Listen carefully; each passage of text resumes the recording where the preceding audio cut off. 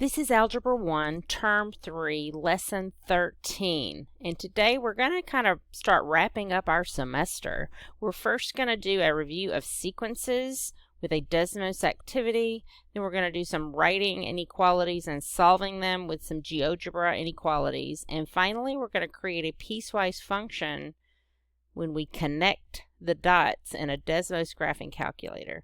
So let's take a look at our summary of sequences Desmos activity. So this Desmos activity combines several different types of sequences, not just arithmetic and geometric, but primarily arithmetic and geometric. Students will be writing explicit equations, but they'll also be discovering something brand new. So let's take a look. So this set of sequences is a mixture. There are fractions in here, so that'll be interesting to see what they think about that. I did give them the graphing calculator button up here, so they are encouraged to use that and work with their teams to determine what comes next in these patterns. These are not all geometric or arithmetic, so they're going to have to really think about what's going on.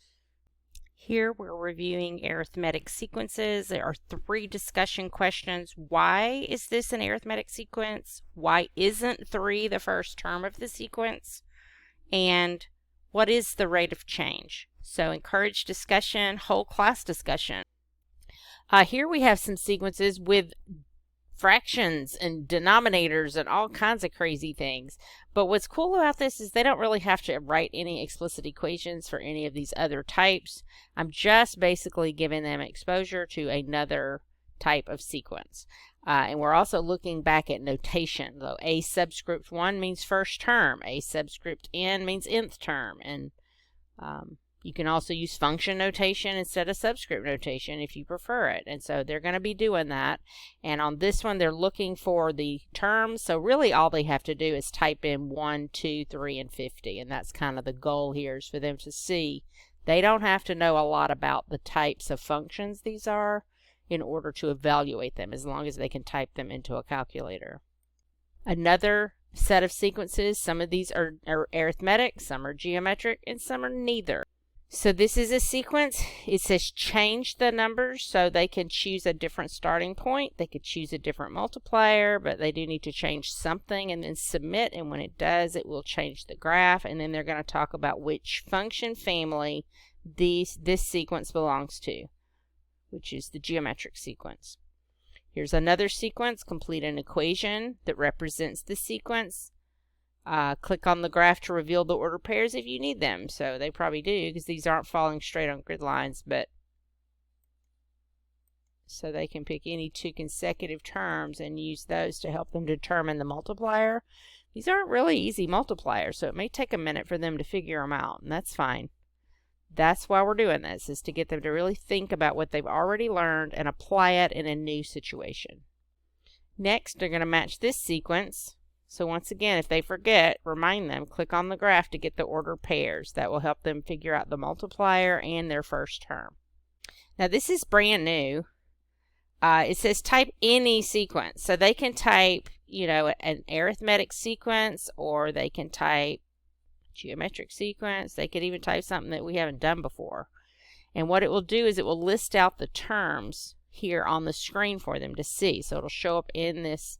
And when they click submit, they can click on this and it will begin to add the terms of their sequence, and they will hopefully see that. So sigma is something we use in mathematics for a sum, which is cool. And they don't have to understand this. All they do is type in the sequence, press play, and this observe. That's what they're doing at this point. Now once they get past that screen, the next screen says type sum, S-U-M, and when they do that, it's going to put a sigma notation in, and they just fill in the information. So they're showing them this, and that's what they want them to put in. But students can actually put in their own. If they don't want to go from 1 to 6, they could change that 1 to 5 or 0 to 6 or something like that. And then they'll put parentheses. Let's go ahead and type the one that they have here. And by the way, this works in the Desmos calculator too. So if you didn't already know it, sigma It comes standard in the regular calculator, and see right there in that box is 49. That's telling me the sum of the first 6 terms is 49. Well, what if I didn't want 6 terms? I just want 5.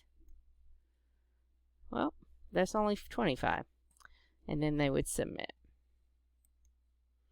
All right, here they're going to practice using the sum notation. So they type sum, and it pops in the sigma notation. And then they fill it in. Well, what's n equals 1? We'll start at the first term. N is 1. And how many terms are there? 1, 2, 3, 4, 5, 6 terms. I wouldn't show it to them right away. Let them play. And they do need to enclose their expression for their sequence in parentheses. So it looks like this one's adding a 6 each time. So let's start with the 2 and let's add 6. And then we'll do n minus 1. And then I'll close parentheses twice. There we go. And then it's giving me the sum right there in the blank. Something new, again, they don't have to know this. This has nothing to do with their semester exam, but let me just warn you about kids and tests. For my students, every time I stop to do any kind of review activity or exam review or test prep, and they know we're doing it, they don't really engage at all. So you'll notice that on every single test exam, I try to do new things right up until the test. This is not going to hurt them. It's not going to cause them not to remember something else on the test. It's not like their brain's going to dump some information to store this. And technically, they don't have to store this at all because summation notation is not something that we expect an Algebra 1 student to use. But it does give them an opportunity to do something different, unexpected even, and keeps them engaged in class. And that's the important thing around exam time. We don't want kids checking out too soon and not caring about how they're performing on these big tests. We only have one more lesson before our semester exam. There won't be a term exam in term 3 because we have our semester exam instead. And then this is the screen they can create something. So we are getting to the point where I would take portfolios. This would probably be my last day to have them contribute something to their portfolio. So I've actually given them 2 different things they might use, and this is one of them. But I'm asking them to create their own sequence. So they're going to create either an arithmetic geometric, that's the only 2 we know right now, and write an equation in that first blank for their sequence. They will use the tools on the left to draw their graph onto the screen. And then if they can use that summation notation if they want to, in the box below, they would click on the math tool and type SUM, and they could find the sum of the first 5 terms of their sequence or the first 6 terms or whatever, however many terms they choose to put on their graph. They could find the sum of those numbers using the sigma. Some kids will shy away from that, and that's absolutely fine because they don't have to know it, of course. It's just something fun to include today. So have them type something. They could describe their sequence. My sequence is decreasing at a constant rate, or my sequence is represents a nonlinear function, or whatever. My graph is discrete. So a lot of rich mathematical vocabulary they could put in this box. This would make an excellent portfolio artifact.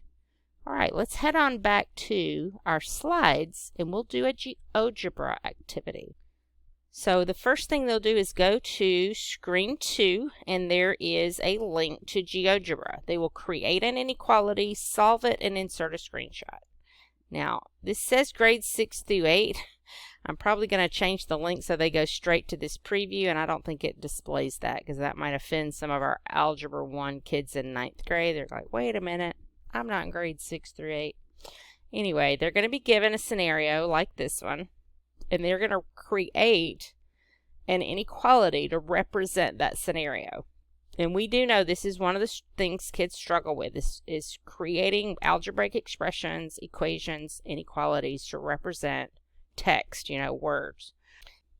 Practice solving on a mini whiteboard. Use math.do only if you get stuck. So that's my suggestion. You can delete, of course, any of that text you want and put down there what you'd like them to do. but I would want them to solve these out. You might even ask them to insert a screenshot if you want of their work on the mini whiteboard, so that's up to you. There's 5 of these, so they're going to do slide 1, 2, 3, 4, 5. Each time they finish one, they'll click new and do another one. So that's all they're doing there. And the last task for this lesson is to connect the dots. They will be using a Desmos graph, and all I did was graph 5 points, and I'm asking them to create a piecewise function that will connect these dots. Now, if you remember way back in the first term, we did connect the emojis, and so they've had practice doing this, but it's been a while. You could even ask them to go back to that assignment. One thing I loved about my LMS is I could go back to any assignment in the class for the whole year. So I could just tell them, oh, remember this assignment is still there. Go look at it. See if you can remember how you typed that in. So that would be a good way to refresh their memory if they've forgotten. So I'm going to click on this link, and it's going to take me out. Now I have 5 dots here. Now, one thing you definitely want to caution them about is don't start connecting the first dot to the last dot, because you've already passed through these other dots, and it's no longer a function when you start connecting those dots. So they do need to really connect from left to right in order to keep it a function. Students can click here to open to view the order pairs for these 5 points. I just moved them out of the way by sticking them in a folder, so they'll have space here and here, so they're not having to scroll way down. So on their slides in their show notes, pull this up. Be sure they are represented, their graph represents a function, so I've defined function down here. Every value of x should be assigned to exactly 1 y. And so just point them to there. If you're seeing kids not making functions, that would be a good thing to go around and kind of talk to kids about while they're working on this activity. They will insert images of their final graph and their equation on this slide. And that concludes our Connect the Dots lesson. We have one more lesson before our semester exam, and we get to do this really fun activity next time called the Whiteboard Challenge. Y'all have a great day.